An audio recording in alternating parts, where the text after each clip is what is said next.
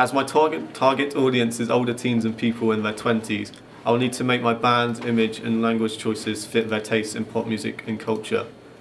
To learn how to do this, I analyse existing magazines to learn more about common conventions that could work for my audience.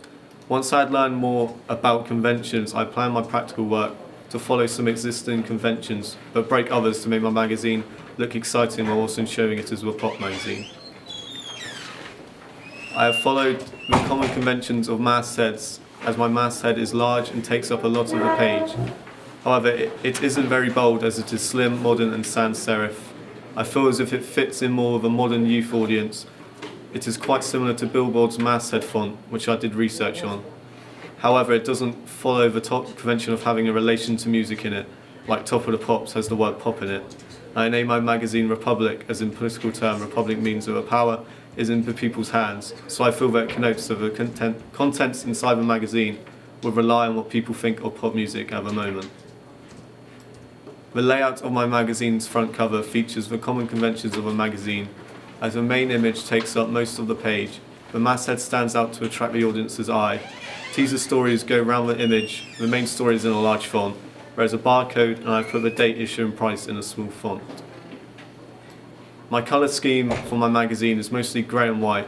I've chosen white because it is associated with coolness and modernness, which pop is all about, and I chose grey as it connotes deep emotion and moodiness, which young people, especially teenagers, are normally associated with.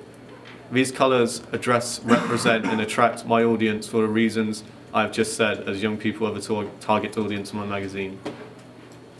The colour palette is unusual and doesn't break conventions because most pop magazines use brighter colours like pinks and purples.